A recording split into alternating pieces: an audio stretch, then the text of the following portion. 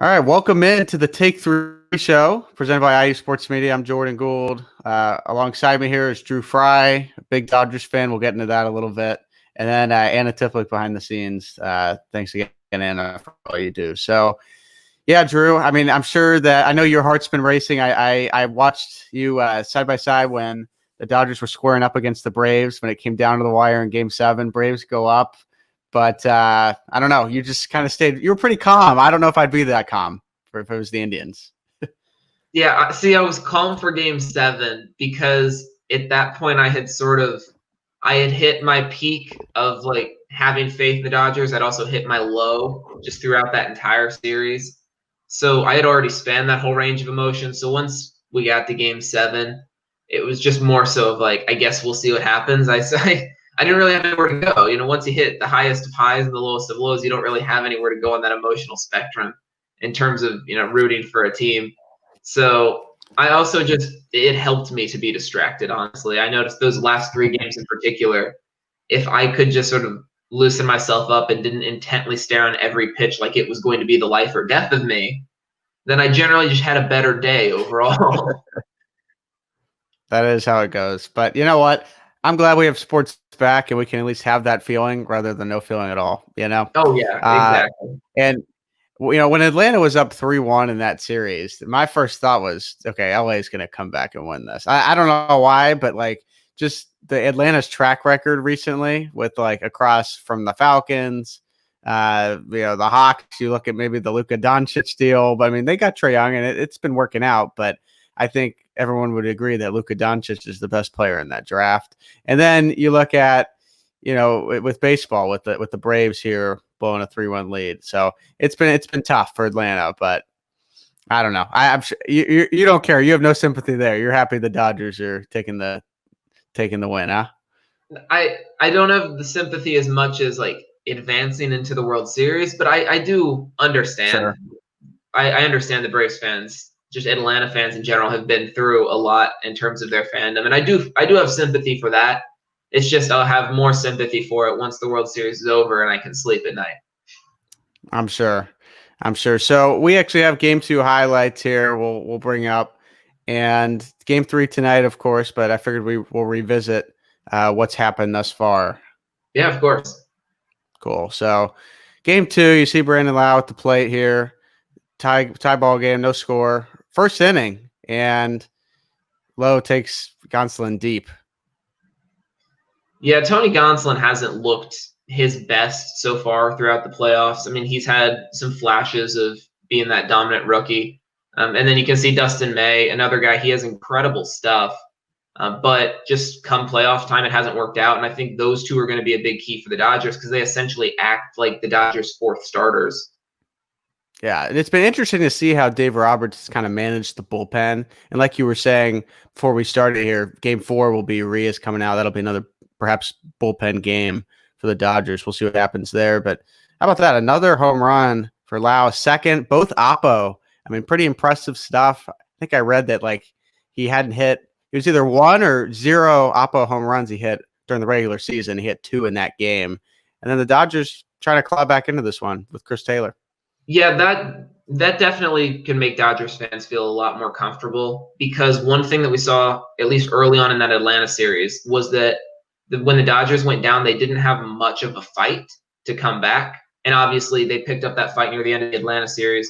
And so for Dodgers fans, it's really nice to see that carry over here. And even though the Dodgers did lose, they gradually, they kept slugging their way through it. I think 3 home runs on the night against the Rays, Blake Snell, former Cy Young winner, and a dominant bullpen, like one of the best bullpens we've seen in baseball in years.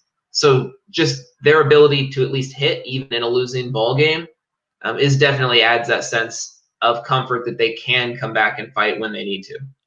Yeah, I think I've been impressed to see, going back to that game 7 against Atlanta. I mean, the Dodgers were down, I think it was 2-0, 2-0 early on, and the Dodgers kind of clawed back and stayed in it. And again, down to the Rays in game 2, although it was a loss, they did show some fight in them. And even in game 1, when they were up, the Dodgers were, they just didn't take their foot off the gas pedal. Like they just kept pouring it on. I mean, I think they had the right approach at the plate. I mean, I remember, so it was late in the game, Justin Turner driving a ball that really could have gotten out, hit the wall deep in the outfield. I think Seager also did something similar. And the defense also has been just phenomenal between Mookie Betts and Bellinger out there, and it's just unbelievable.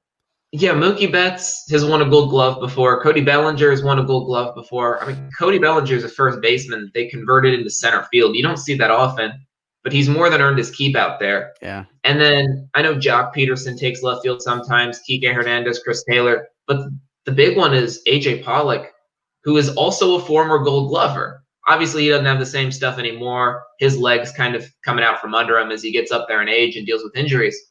But at one point, like at multiple points throughout the season, the Dodgers have all three of their outfielders who are owners of Gold Glove. So that's obviously a huge step in the right department defensively. And then around the infield, Corey Seager is just a lot of fun to watch at shortstop. Kike knows how to handle second base. Muncy and Turner can man their share at first and third. So the Dodgers defense has been huge. And yeah, I mean, you can look at the Braves and the Rays series, just those first few games of the Rays series. And I think Mookie Betts and Cody Bellinger have probably combined to save somewhere close to half a dozen runs just in the span of less than 10 games. Yeah. And, if I hear one more time, like it seems like that Joe Baca or the Fox people or the media even just love to bring up the whole by the way, the Red Sox didn't want to extend Mookie Betts. Like I feel like I've heard that storyline so much, but I don't know. I mean, he is a great player. I'm sure you guys are happy to have him, and I don't know. I'm sure Boston fans are sick and tired of it. But I want to know, Drew, who do you think has the edge in the World Series? So I mean, it's a 5-game series now, one apiece. So at this point, are you taking your Dodgers? Or you think the Rays could potentially? I mean, I don't want to call it an upset because they were both 1 seeds in the respected leagues, but I think it'd be fair to say that I think the Rays would be maybe playing as a dog to the Dodgers in this particular series. What do you think? Yeah, I mean, these are the 2 best teams in baseball, in my opinion, and statistically that holds up as well. So I am happy just for the game and also in the 60-game season that the 2 best teams come down to the wire. Because if it had been something like Houston, Miami, like that would have been a fun series for some people to watch. But at the same time, it would have drawn sort of questions of how does the 60-game season actually affect the results. So to have those 2 best records in the World Series is nice to see. In terms of who has the edge, I really think it's going to come down to the starting pitching. The Dodgers bullpen has been a little erratic in the playoffs, but overall it is foundationally sound. If Kenley Jansen is able to work his way back, build his stuff back up, which he's shown that he might be able to do, if Trinan can sort of calm down, Gratterall, the Dodgers have the pieces. They're not going to match the Rays. The Rays bullpen is better. Like, that's hands down. But to counter that, I think the Dodgers lineup is better through and through. The Rays still get it done, but the Dodgers are the ones with those superstars in the lineup. So I think it's going to come down to the starting pitching, where the Dodgers essentially have Kershaw, Buehler, Urias, and then May and Gonsolin sort of act as a bullpen. And then for the Rays, you've got Glasnow, Snell, and Morton with their plethora of bullpen options to go to. We saw the Dodgers hit Glasnow in Game 1. They couldn't hit Snell in Game 2.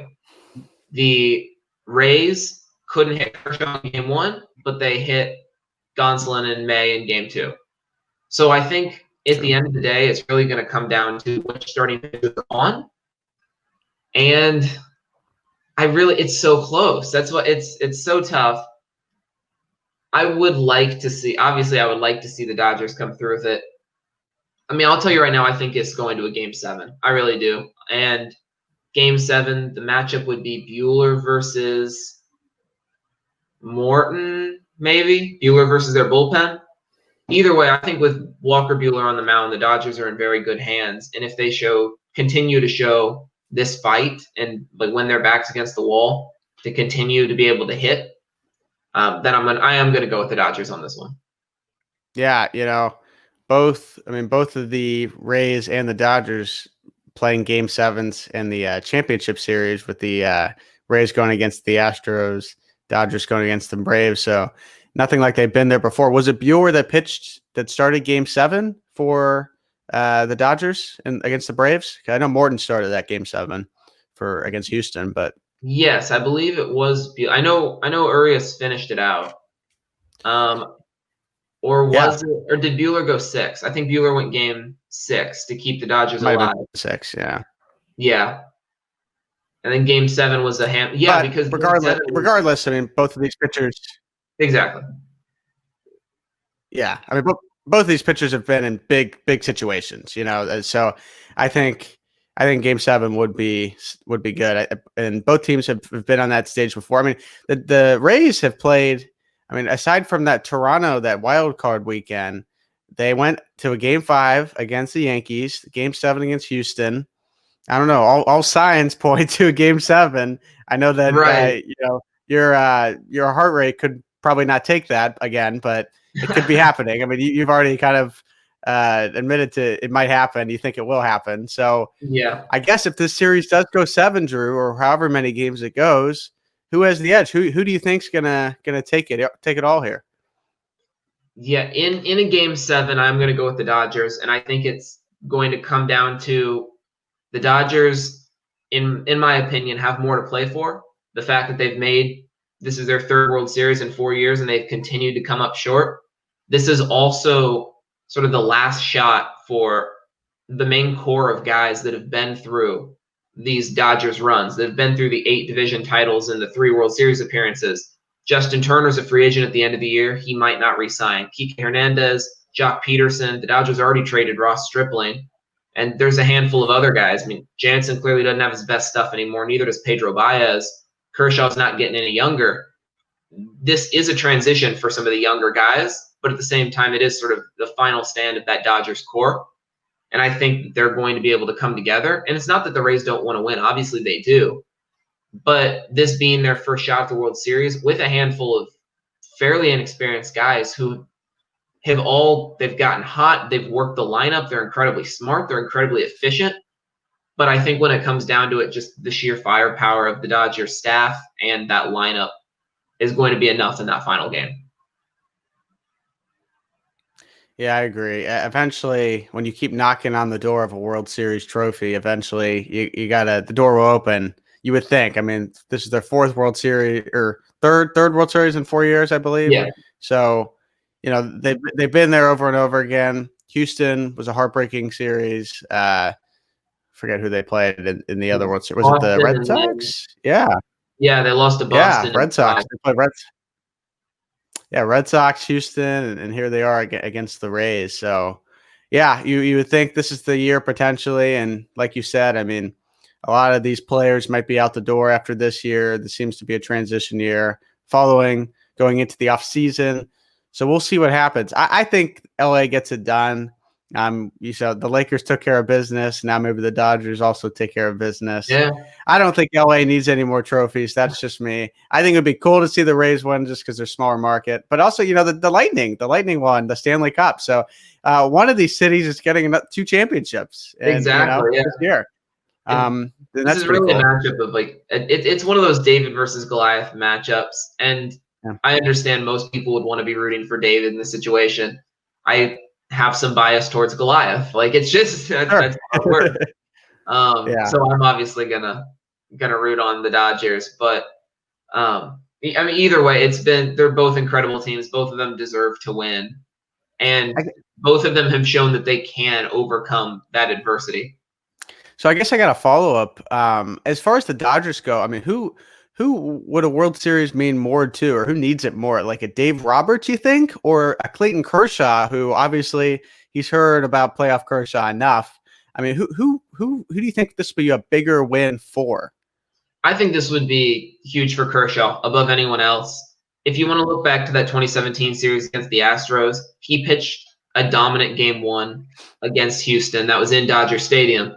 He then went on the road. He got shelled in his next start, and then he tried to pitch out of the bullpen.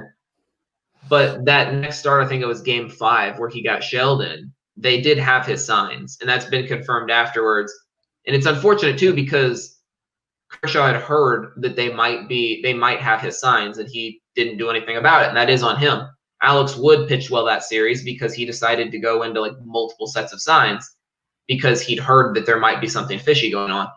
So, but if the Dodgers had gone on to win that series, if Kershaw hadn't gotten beaten around in that Game 5, he likely would have won a World Series MVP. The Dodgers would have won their title, and the playoff Kershaw narrative would have been largely out the window, because it's hard to argue against a guy who's won a World Series MVP award.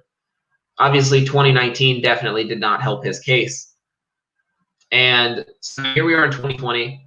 He's pitched well overall, barring that one game against Atlanta. And even that game, like, the stats look really bad, but watching that night, I think he only made one bad pitch, and that didn't even leave the park. It was a double.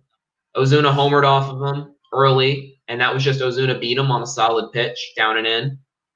And then 2 infield singles and one mistake of that Ozuna pitch later, and Kershaw was pulled from the game with runners on base, in which case the bullpen gave up all of his inherited runners. So, like, I think he gave up 5 runs in that inning, or 5 runs in that game off of one mistake pitch. So, like, I'm not going to argue that Kershaw's great in the playoffs. He's had plenty of bad starts. It's true. But he's also had plenty of good starts as well. He's just had plenty of starts. I remember reading somewhere that if you measure the number of, like, good starts to bad starts to mediocre starts, Kershaw is tied for the most, like, good starts in the playoffs, just in terms of, like, sheer numbers of them. He's also tied for the 3rd most bad starts in the playoffs. But the guys that are ahead of him are Andy Pettitte and Roger Clemens, both dominant pitchers. It's just they have like 7 World Series rings combined with the Yankees, so no one questions their playoff ability. And I think that's the same way with Kershaw. Because the team has continued to fall short, we're going to keep on looking to Kershaw as a reason why. And it's not that he isn't a reason why. I mean, he is a contributor to that. But if the Dodgers can come out and win it this year on the backs of Kershaw and Buehler as well, then I think this would be a huge boost. And it's not going to erase the narrative. He's still going to have a 4-something ERA in the playoffs. I get that. But it will at least show that he doesn't break in the big moment that he's in. Yeah. One side note, I was curious when I think it was Kershaw was on the bump. It was Game 1, and I was looking at. I was like, I'm going to go back to that draft class. He was drafted in 2006. He was a 7th pick, I believe. And the number 1 pick that year was Luke Hochevar. Like, what a throwback! Wow, the Royals took at number 1, and I was like, oh my goodness, like what a blast from the past. But yeah, they missed out a bit on that one, didn't they? Yeah, well, a little bit. I think he was good for like a year or two, but then he just kind of the injuries and such. But exactly. Kershaw going 7th that year. We'll see. But anyways, Dodgers and Rays. That one is scheduled for first pitch just after 8:00 Eastern tonight. So I know you'll be watching. I'll be following along as well. But from baseball, now we'll move into a little football, because it also is a big weekend for the Big Ten, Drew, particularly with IU football, which we'll get into here first. We have a little bit of highlights from the Old Oak and Bucket game last year.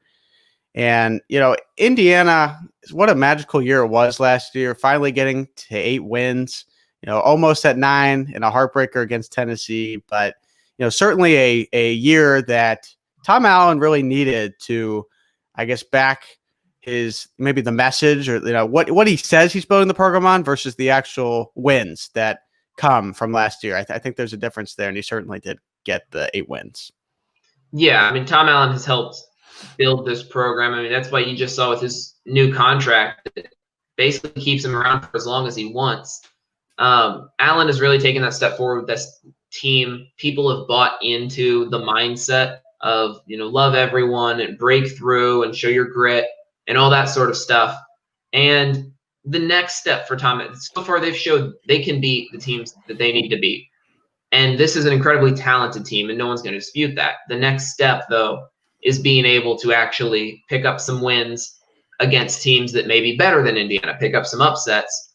And, I mean, last season, Indiana, you said won 8 games. None of them were against a team that was above 500 by the end of the year. Part of that was Indiana's doing. Nebraska probably would have made a bowl game had they beaten Indiana. But at the same time, not being able to beat Michigan State, not being able to beat Tennessee, that hurt a little bit. So this year is where we're really going to see that difference, not necessarily with above 500 teams, because the schedule is going to be a lot tighter. but just in being able to challenge the rest of the Big Ten. Indiana will have matchups against Penn State, Wisconsin, Michigan, Michigan State. This year, all of those teams I think are beatable. I'm not saying that Indiana's going to win any or all of those games by any means. I think Indiana can win a couple of them. But I think outside of Ohio State, I think Indiana's at a level now where they can challenge pretty much anyone in the conference. Yeah, you bring up a good point. So, yeah, you kind of alluded to it, but how do you think Indiana, how will they fare this season? I mean, obviously they have 8 scheduled games, a 9th coming once we figure out the Big Ten standings in the East and West. Obviously, the fourth best team in the East play fourth best team in the West, and so on and so on. So, how do you think the Hoosiers will do this year in an all-conference schedule? Yeah, I think the base expectation is that Indiana's going to finish this year 4-4. I think that's sort of where the expectation is. That's not the worst case scenario by any means. I think worst case scenario, Indiana should beat Rutgers, should beat Maryland. I think that's the bare, like as low as the bar is set. Purdue, Indiana's better than Purdue this year. Will they win? Not necessarily sure. It's a rivalry game. Anything can happen. But Indiana should probably beat Purdue. That'll give them a third win. Another one of those situations. Indiana, I think, is better than Michigan State this year. Indiana should win that game. Almost won it last year. But Indiana's beaten Michigan State, once in the past 15, 20 years? Yeah. That's why I'm not ready to give that game a gimme. It should be, but they haven't proven that they could beat Michigan State. That's one of the big four: Michigan, Penn State, Ohio State, and Michigan State that Indiana just can't seem to win. I don't think they've beaten any of those teams in the Tom Allen era, I believe. I think they're winless. So, I mean, it seems like they're expected to, but does that mean they will win the game? Because they haven't yet. So exactly. That's why I think expected we would see 4-4, because if Indiana holds up with what we saw last season, which is beating the teams the Hoosiers are better than and losing to the teams that are better than the Hoosiers, then I think that would be 4-4 with losses to Wisconsin, Ohio State, Penn State, and Michigan, wins against Michigan State, Rutgers, Maryland, and Purdue. Now, I do think there's plenty of wiggle room there. Indiana could fall apart against Michigan State. It could happen. It happened last season. But looking a little more optimistically, I think Indiana can challenge Penn State week 1. They can challenge Michigan, who's taking a huge step back from last year, most likely. Obviously, we'll see how they play, but they've lost a lot of their talent and aren't returning as much. And even Wisconsin, I think Wisconsin's going to be the toughest of that group to beat. And other than Ohio State, I don't think Ohio State's really going to be a contest. I don't think anyone's going to challenge Ohio State this year in the Big Ten. But I don't know. I went through the other night and I charted out every game for every team in the Big Ten. I made a full chart, names across the top, names across the side, the diagram. Do you have this chart? Do you have this chart on you? It is on my phone. We'll see how the phone holds up to this I didn't know if it was a big manila envelope or anything. Yeah, no manila envelope, but let's see how this. There we go. Wow. I don't know how well you can read that, but that's the work that I put into it last night, and I can show you what that comes out to. This includes some upset picks that I made myself. This comes out with. Those would be the matchups for week 9. So Ohio State undefeated, only one undefeated. Iowa, Wisconsin, and Minnesota, I have each beating each other twice, each beating each other once, but and then beating everyone else. So that group all comes out to 7-1. Let's see. There we go. I'm trying to see if I can get your. How can I? Oh, here you go. Let's see. I can make you a solo layout. There we go. There we go. Big screen. So yeah, I've got the group out west, all at 7-1, and then my big upset is I do have Indiana beating Michigan. I think Indiana takes that step forward this year, beats Michigan. Doing so would put them up 5-3 and move them to 3rd in the conference. Now, realistically, Indiana and Michigan would probably flip. But yeah, I mean, interesting to look. Michigan State down at 3-5, but I just don't think they're at that level talent-wise to compete as they normally do. Yeah. Huh. And then you have who's that at the bottom at 0-8? Is that 0-8? That is Rutgers. That is Rutgers. Oh, of course. Yeah, and then I have Nebraska finishing 1-7 in the West. Nebraska 1-7 in the West. Yeah. I mean, this is well, thanks, Drew, for sharing that. No, certainly this will be interesting. I like Indiana at 5-3. I think that is realistic. I do. Again, I also like them beating Michigan later in the year. That's a home game as well. But what does home field advantage mean? But I guess that's we'll find out. But Tom Allen said this week in one of his press conferences that being close isn't good enough anymore. I mean, he said that they've been doing that, under the Tom Allen, dynasty here, the era, whatever you want to call it. I guess it's not a dynasty, but an era. He wants it to be a dynasty. So heartbreaking losses. I mean, they take Michigan to overtime. Everyone knows they play Ohio State well till the third quarter, usually. Hanging in there against a Penn State, only losing by 7 last year. They've been close games, but again, like Alan said, being close, that's not what this program is anymore. Maybe for a Rutgers, that would be a realistic goal, but for a team like Indiana with a quarterback like Michael Penix, which I think it was interesting watching you and DJ Fessler and Haley Jordan on the toss-up yesterday for iOS TV Sports, talking about, I think it was DJ said that this team goes as far as Michael Penix goes. And I really do believe that. Last year when Penix got hurt to that right sternoclavicular joint in the Northwestern game, I believe he got hurt. Peyton Ramsey comes in and maybe Indiana fans, I mean, we've seen Peyton Ramsey. He was the starting quarterback. He was the incumbent starter before last season. Everyone kind of knew what he was getting. He wasn't sexy, wasn't going to blow you away, but he could win you games. Yes.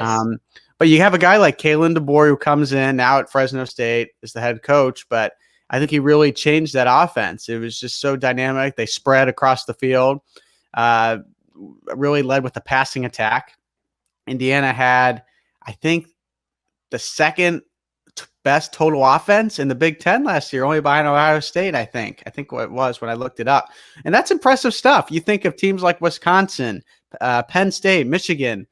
Michigan's not as flashy on offense, but Wisconsin, Ohio State, Penn State. I mean, to be ahead of 2 of those teams, I think that's very impressive. I mean, for a team like Indiana, not a powerhouse football school. Yeah, and this is a Wisconsin team that was running Jonathan Taylor last year. Right. And the most impressive thing is, Drew, Indiana really wasn't doing it all that much with the run last year. I mean, Stevie Scott only had 3 games all season where he rushed for 100 yards or more. And they all came against weak team like Maryland, Rutgers, and just unranked, just non-threat Big Ten teams. So really, they were doing their damage in the passing game. And then you bring back Whop Phillier again, who had 1,000-yard season, 1,002 yards on the dot. You have a guy like Ty Freifogel, who is a great leader as well, playing on the other side of him. And you got guys like a Javon Swinton, who's looked really good. I think he could maybe make some noise potentially as a freshman. They've been really impressed. I think he'll see playing time. Don't know how much he'll show up on the stat sheet, but I think he'll play. Peyton Hendershot is arguably he's the top 2 tight end. I wouldn't say he's the best overall prospect. I say Pat Freiermuth, who Indiana will be seeing this weekend. But Hendershot, nonetheless, is very good in the passing game. And, you got guys like Stevie Scott. We'll see how he'll do as a senior. And David Ellis. And they got some interesting, intriguing options in the passing game. For sure. They got pieces. So I think Indiana will score again. The only question for me is, how big of a loss will Kalen DeBoer really be to this offense? I mean, how much different will they look under Nick Sheridan? Now, we've heard that Nick Sheridan's really not going to change the offense all that much. And that's probably true because it worked last year. Yeah, don't fix it, it ain't broke. Right. But that guy isn't there anymore. And granted, Sheridan was the tight ends coach last year, and he said that being the tight ends coach, he was the quarterback coach for a couple of years with the Hoosiers. That's kind of helped him be ready for this role. And he is the youngest coordinator in the Big Ten. I think he's only 32 years old. So, I mean, I think there's some question marks there. We'll find out how they look against Penn State. But I do think that Indiana will – I don't think they'll drop off that much, especially with Penix at quarterback. As long as he could stay healthy, that's the key, right? Staying healthy, because I'll be honest, I think there is a drop-off when you bring Jack Tuttle into a game versus a Penix. Now, it's last year when you bring in a guy like Ramsey after Penix, there was a slight drop off, but it really wasn't much. They really didn't miss much of a beat. I mean, they were in it against Tennessee. They were up 22-6 with or whatever it was, with 6-7 minutes left in the game. The Hoosiers were up 13 with less than 5 minutes to go. I remember that one specifically. Yeah. So I mean, Ramsey gave them opportunities to win games. So I don't know. I guess this leads to the other question. I mean, we both kind of say 5-3. 5-3 seems to be the path. I do. I think 5-3. I'm not going to say 4-4 would be my expected. I think 5-3. I am. That's my projected standing. I'm not saying that as a hopeful fan. I think they're good enough to be 5-3. I think when you look at them against a team like Michigan, who they haven't been able to beat, Michigan State, they should beat Michigan State. New coach and Mel Tucker, who's there this year. Their offense. I mean, it was a close game down the wire, the final minute. They were up. They kicked a field goal, I think Indiana did, to take the lead, and then Michigan State just drove down the field and ended up winning the game. Yeah. Or I think it was Indiana scored a touchdown, Michigan State drove down, kicked a field goal. But they've been in games against Michigan State. Michigan overtime, like I said earlier. I think they're good enough. Michigan,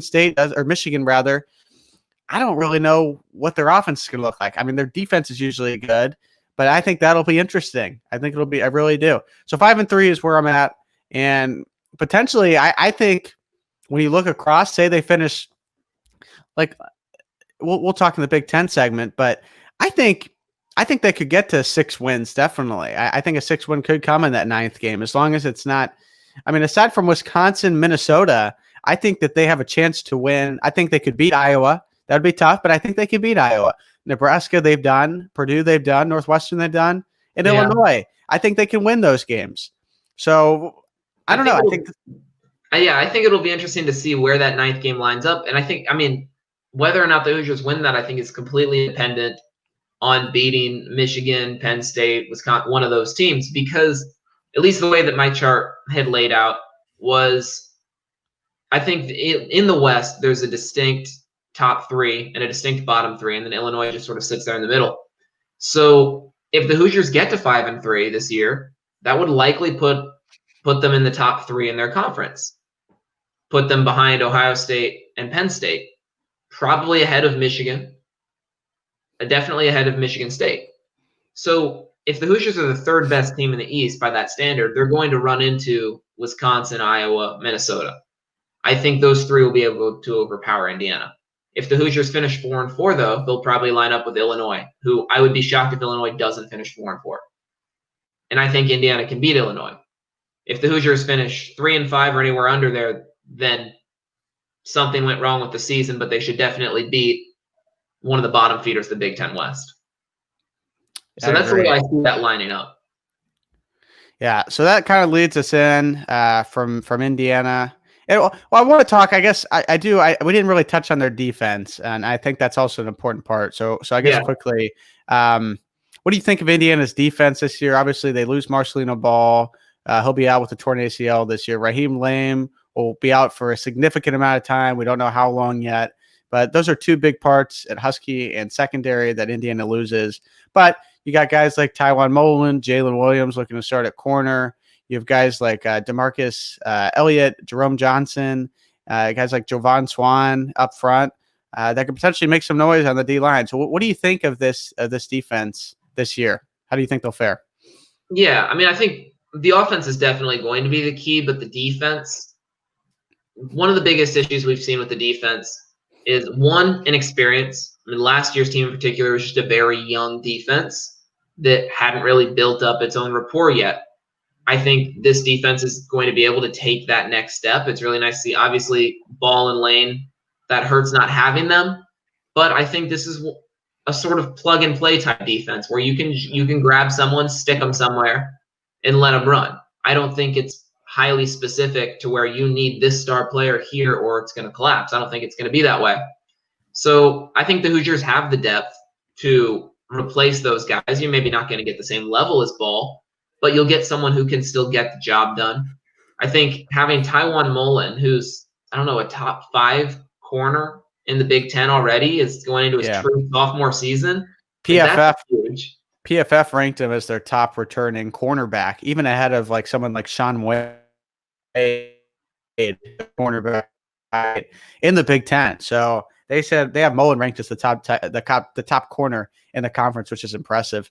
You know, for me, Drew, I think the big storyline that I'm looking, particularly starting on Saturday, is how will Indiana's run defense match up against the opposing offenses? Because I think that's the weak point potentially with this defense. Is I think teams like Ohio State, who we've seen, teams like Michigan, Penn State, even last year, Sean Clifford had a couple running scores himself. Journey Brown, who we won't see against the Hoosiers this week, but still got some talent behind him. You know, I'm interested to see how they can stop the run. I think that'll be the challenge for Indiana, and there'll be the difference in them having success or not, because I think they do have the playmakers in the passing game, particularly with Mullen, Williams, Brian Fitzgerald, who'll be starting at Husky, and guys like Bryson Bonds, who is a freshman who has been getting a lot of looks. He's just rose up the safety depth chart, and I think he'll be an impact player potentially later into the season. Don't know about the beginning. We'll see, but I don't know. I think the run defense is where it'll be the difference between maybe winning and losing a couple games for Indiana this season. Yeah, I mean, we've definitely seen that throughout past seasons. As you mentioned, Journey Brown, Ohio State had Master Teague as their third string running back, dropping like 30-yard carries on the Hoosiers. So, I mean, Master Teague's very good, don't get me wrong, but it's just more so, that run defense hasn't been contained. Obviously, part of that is, on the D line, on your safeties and your Huskies and so on and so forth. And I also think, and I'm by no means a defensive coordinator, far from it. I'm sort of not talking like out of experience or like a high advanced set of knowledge or anything. But I also do think part of what I witnessed last year when it came to opposing teams really just dominating the defense was the Hoosiers seemed to have one piece here or there that could cause some problems, but it wasn't able to be spread throughout the field. So if you look at teams that were able to pass well on Indiana, it was teams that had multiple weapons that they could go to, so that if Tywan Mullen shut down the top receiver at Michigan State, does Michigan State have another option? And that's why, I mean, Ohio State dominated the Hoosiers, because whoever Tywan Mullen was guarding, you just throw the ball to someone else, because the Hoosiers didn't have the rest of that. And so I think part of that, the safeties have to go help out. You're sending multiple guys to protect against the pass. You leave the run open. So I think it'll sort of go hand in hand. If the Hoosiers get the passing game, it's a better one-on-one matchup, which I think we'll see this year, at least more so from last year. Then that provides a little more opportunities to pay attention to the run, maybe put a little bit more pressure on the quarterback. We saw issues last season with Clifford, with Justin Fields, with Lewerke, Patterson, all these guys who could just, if they got forced out of the pocket, they could make it another like 12 yards before anyone got to them. And, they could operate with their legs, especially someone like Fields. So being able to contain these guys will be absolutely huge for the Hoosiers this year. And yeah, I think a lot of that is just being able to build up your matches, have more experienced guys that you can trust on the outside to play coverage. And I think the Hoosiers have that this year. So we talked a lot about Indiana, but there's plenty of other teams in the Big Ten this year. At the top, Ohio State, who, of course, was in the college football playoff last year in the Fiesta Bowl, losing to Clemson. I was at that game. Gosh, that's the last live sporting event I think I've been to. Well, I've probably been the live sporting, at least football. Yeah. And that was just a great atmosphere. But Ohio State is, they played a tough game against Clemson, and again, they'll be back among the top in the Big Ten this year. And you have teams like Penn State, of course, who we've talked about. Michigan, we're not sure what we'll get. Wisconsin out of the West. So, Drew, who do you think are the contenders in the Big Ten? Yeah, first and foremost, Ohio State. They're number one in the Big Ten. I think they'll go undefeated throughout the Big Ten. I really don't think anyone has the pieces to challenge them, barring some strange game where the team falls apart or one team steps up. I'm thinking like Purdue a few years ago when the Boilermakers absolutely dominated the Buckeyes. Like that could happen, sure. But if we're looking at pure talent, if we're looking at pure talent on the field, I think the only teams nationwide really that are going to be able to challenge or beat Ohio State would be Clemson and then Alabama, Georgia, that sort of group. But I mean, even like Notre Dame's not even going to challenge Ohio State. So if you're going to look within the Big Ten, no, maybe Wisconsin. Wisconsin sort of acts every year is that like secondary team that can win a lot of games and then go lose to Ohio State in the Big Ten championship. So like maybe that happens again. I don't know. That's boring. At the end of the day, Ohio State's just that much better than everyone.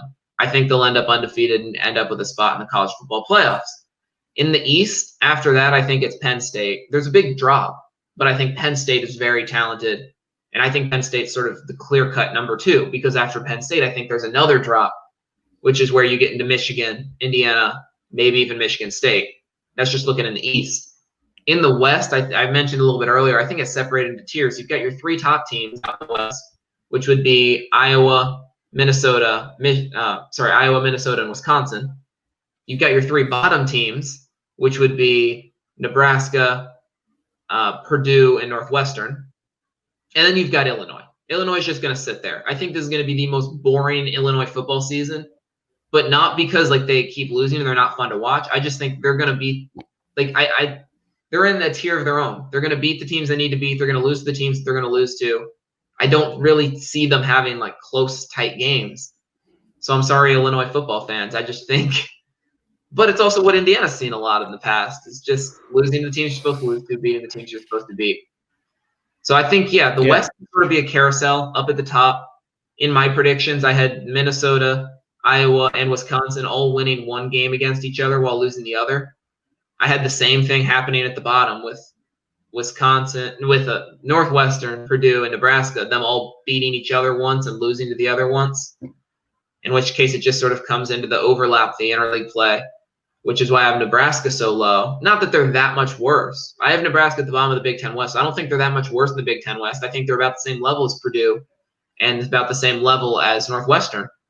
But they're facing Ohio State and Penn State when they cross conferences. Northwestern is not. Yeah, Drew, I like what you said. I do think there's a drop off between Ohio State and Penn State, and it is pretty substantial. I agree. And then I'd say I don't know. I wouldn't say there's a huge drop off after Penn State between maybe like a team like an Indiana or Michigan this year. I really do. I think Penn State. I think Indiana. When you look at the defense, I think it's close. I'd say Penn State maybe slightly better on offense. I think Penn State. I think these. That's why I think this game Saturday is going to be really close. I think Penn State is a team that they'll probably play the closest and lose to with that particular result out of any team they'll play the rest of the season. It's a 6-point. Penn State's a 6-point favorite on Saturday. I think this one. I predicted 30-28 Penn State. I think it's going to be very close, and it's going to be a close game the whole way through. But I don't know. Yeah, I mean, contenders, Ohio State. I mean, Justin Fields only threw, I think, like 3 interceptions all of last season and like had 40 touchdowns or something ridiculous. So, Justin Fields, top 2 quarterback in football this year, right up. Anytime you can have a Heisman candidate return, you're in good hands. Yeah, and they got guys like Chris Olave at wide receiver, who I love. I think he's fantastic. They have what's his name? Victor or something, who's really good against Clemson last year. They lose Chase Young, right? But I mean, their defense seems to be fine, and they'll be okay. They lose. Who else they lose? They lost. Who's their corner that went to Detroit? It was. I know who you're talking about, but I can't think of the name. It'll come to me. God dang it! But anyway, they lose the corner spot, but they have Sean Wade there. They're good on the O line. Wyatt Davis.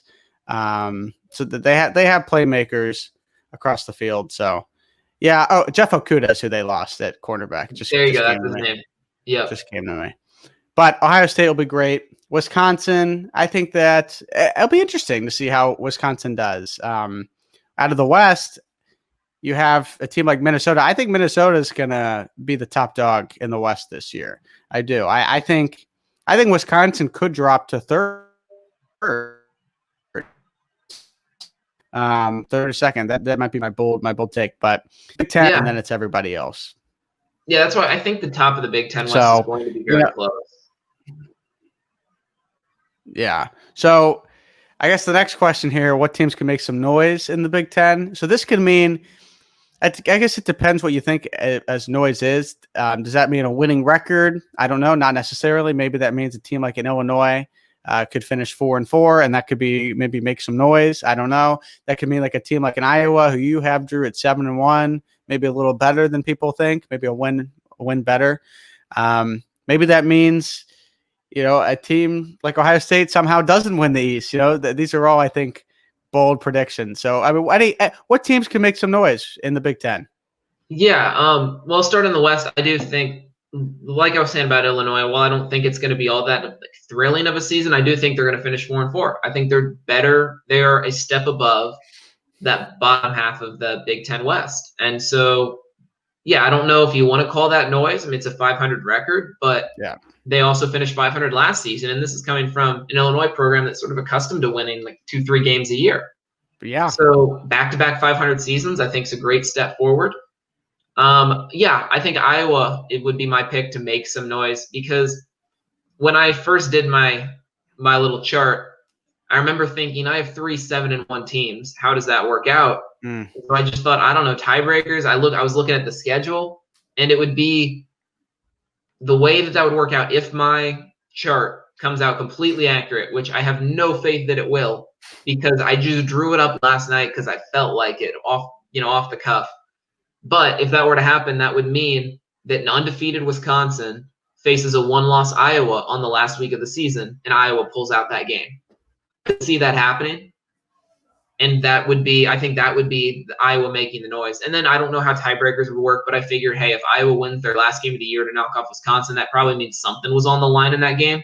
So I actually, because of that, I moved Iowa ahead of Wisconsin, the tiebreaker. Again, no idea how that tiebreaker works. It's a long season. Tiebreakers can play out however. But based on that chart, I ended up having Iowa win the Big Ten West.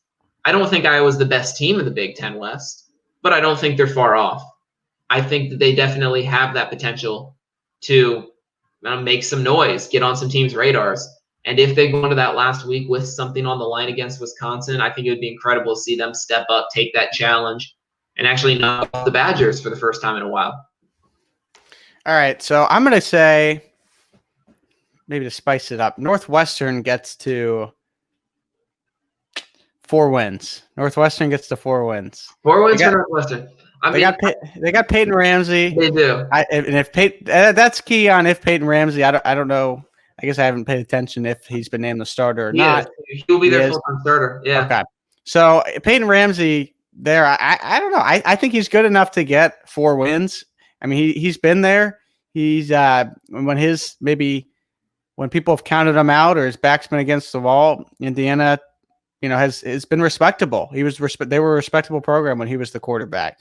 So, I don't know. I could see Northwestern getting to 4 wins. I think the teams that could suffer in the Big Ten West would be Nebraska, Purdue. I do. I don't think Iowa's going to be as good as you say they are. I think Iowa's, in my mind, is more of a 5-3 team. So that's a 2-loss difference. Yeah, but I think Minnesota, Wisconsin are up there, and in the East, Ohio State, and I could see Penn State going. I don't know. There might not be any 1-loss teams in the Big Ten East. I could see 2-loss teams potentially. Penn State's. That might be. Yeah, I don't know. I think Penn State's good enough. I think they are. They say to me 7-1, but. Week 2 is a big game, Ohio State, Penn State. I mean, we'll find out really quickly maybe who will be the top dog in the Big Ten East. So that's our Big Ten talk, but maybe looking bigger picture here. it's kind of interesting. The SEC has been playing for quite some time. The ACC as well. Big Ten is joining late with the Pac-12 starting their season next weekend. So, Drew, who would you say is the top four at the moment? Granted, Big Ten hasn't played yet Pac-12, but feel free to include those teams if you believe that there are teams from these conferences that get into the top four. So who's your top four at the moment in the college football playoff? Yeah, that's a good question. I do want to mention real quick, actually, while we're still like transitioning, I was looking through my chart to see which teams Northwestern could beat and all that, and I realized that I had inaccurately counted my own numbers. I do have Iowa losing to Penn State. Iowa would be playing Penn State. Okay. So that would put them at a 2-loss Iowa team, which might jumble up, unless I just misread it now. I don't know. Well, the moral of the story today is counting is hard. But math is hard. Math is difficult, yes, especially when the numbers only go up to 8. But yeah, in terms of the college football playoffs, I guess keep our numbers at 4 for that. I did Clemson, I think, is going to be the number 1 team by the end of the year. I don't know if they'll be ranked number 1, but I mean, I counted them out a little bit last year. I knocked them for their strength of schedule. They hadn't really impressed me watching them just throughout the ACC because, to me, I just saw them beating up on lesser teams and almost losing to North Carolina. I was proven wrong. They went out, they destroyed Ohio State. Well, not destroyed, but ran away with it.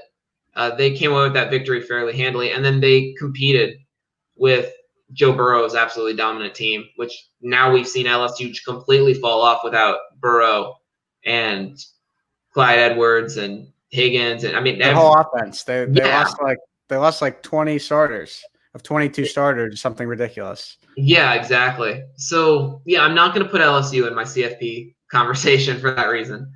I say Clemson is going to be the top team. Ohio State's definitely going to be in there. I'll slot them in at number 2. Don't know if they're going to make it in at number 2, but I'll throw them in there. And I mean, right now, I guess you can't really count out Bama until there's a reason to. So I'll put Alabama in there in that 3 spot. You can jumble that top 3 order however you like. I don't know how it's going to play out. But then at that point, it's that 4 spot. It's always up for grabs. It could be Georgia. Georgia had a shot to beat Alabama. They were winning at halftime, I believe, or at least within 3 points. So Georgia could end up coming back with that 1 loss. You can look out to the Pac-12. They get started out there. I don't think there's – Don't get me started. Yeah, I don't think – I mean, Oregon was a decent candidate last year, but now Herbert's not even there. I don't think the Pac-12 really has that talent level. Pac-12's trash. Yeah. As well as the Big 12. Big 12 is trash as well. But Oklahoma State at number 6 they're at the number 6 spot in the rankings right now. I don't know. I feel like that has more to do with that the Big 10 and Pac-12 haven't played games yet, that they're that high. But I don't know. I there's no way Oklahoma State or a Big 12 team like Oklahoma's got 2 losses at this point. Texas has 2 losses. Like they've just I don't know. The Big 12 just they beat up on each other, right? And it seems like I don't know. I don't think they get a rep. They haven't showed that they deserve anything. I mean, Oklahoma State has Chuba Hubbard, who's arguably a top running back in the nation. You have him, you have Najee Harris, and you have Travis Etienne. I think the top 3 backs in the NFL draft next year. But yeah, I don't know. I don't think the Big 12 gets any reps. I think those 2 teams are either an extra team will either be granted from the Big 10 or the SEC. I don't think the ACC is good enough to get a second team based off what we've seen. Miami looked good early on, but Clemson took care of business there. North Carolina was ranked top 10 at one point, but that was just kind of ridiculous in my opinion. Kind of ridiculous. I mean, there's a team like Coastal Carolina who cracked the top 25 this year. I mean, it's just like, yeah, Coastal Carolina. Did you know they had a football team? I mean, I knew they had a baseball team because they won the World Series, but I don't know. Point being, once these teams start playing more in once all the Power 5 conferences are back in action, I think things maybe will start to get a little clear. But I agree with you, Drew. I think Georgia right there at 4 right now makes a little sense, even with that loss to Bama. It's just hard for me to really believe in a Big 12 team to make the top 4 in addition to the Pac-12 this year. Yeah, I mean, if Wisconsin goes out and runs the table in the Big 10 West and then loses close to Ohio State in the Big 10 title game, then sure, they might be a candidate for that 4 spot. I don't really see that happening. I know that also the college football playoff tends to forgive early losses before it forgives late ones. True. So It's true. even if you have, I mean, we saw last year with Ohio State and Penn State both ranked in the top 4 at one point. Then Ohio State beat Penn State, and that was the end of the line for the Nittany Lions. So I think we're going to see something similar with the Badgers in Wisconsin.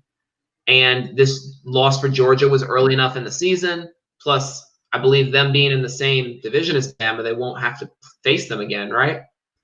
It would be someone else to face off in the title game. Yeah. So Georgia could end the season at 1 loss, with that 1 loss being against what the college football playoff deems the number 1 team, with it being relatively close through at least half, 3/4 or so.